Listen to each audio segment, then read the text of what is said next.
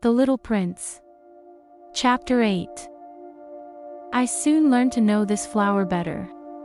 On the little prince's planet, the flowers had always been very simple. They had only one ring of petals, they took up no room at all, they were a trouble to nobody. One morning they would appear in the grass, and by night they would have faded peacefully away.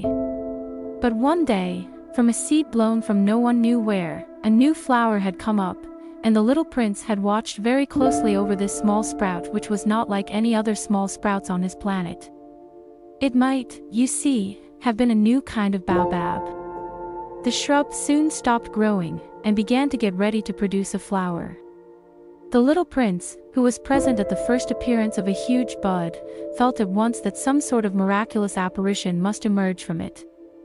But the flower was not satisfied to complete the preparations for her beauty in the shelter of her green chamber. She chose her colors with the greatest care. She dressed herself slowly. She adjusted her petals one by one. She did not wish to go out into the world all rumpled, like the field poppies. It was only in the full radiance of her beauty that she wished to appear. Oh, yes. She was a coquettish creature. And her mysterious adornment lasted for days and days. Then one morning, exactly at sunrise, she suddenly showed herself. And, after working with all this painstaking precision, she yawned and said, "Ah, I am scarcely awake. I beg that you will excuse me. My petals are still all disarranged." But the little prince could not restrain his admiration. "Oh, how beautiful you are." "Am I not?" the flower responded, sweetly. "And I was born at the same moment as the sun." The little prince could guess easily enough that she was not any too modest, but how moving and exciting she was. "I think it is time for breakfast," she added an instant later. "If you would have the kindness to think of my needs." And the little prince, completely abashed, went to look for a sprinkling can of fresh water. So, he tended the flower. So, too, she began very quickly to torment him with her vanity, which was, if the truth be known, a little difficult to deal with. One day, for instance, when she was speaking of her 4 thorns, she said to the little prince, "Let the tigers come with their claws." "There are no tigers on my planet," the little prince objected. "And, anyway, tigers do not eat weeds."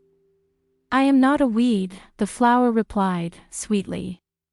"Please excuse me.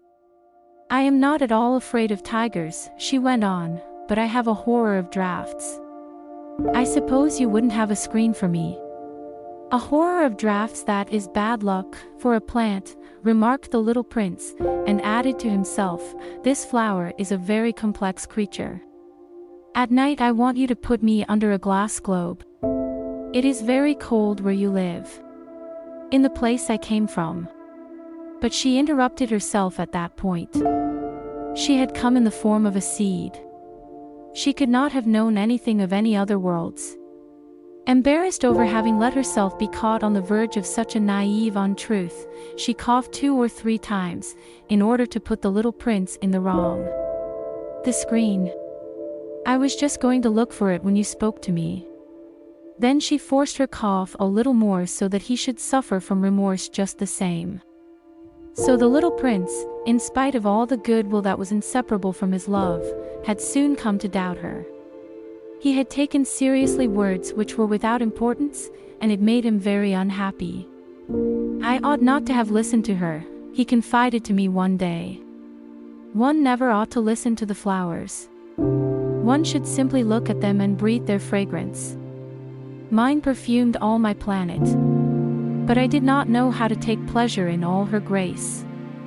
This tale of claws, which disturbed me so much, should only have filled my heart with tenderness and pity." And he continued his confidences. "The fact is that I did not know how to understand anything.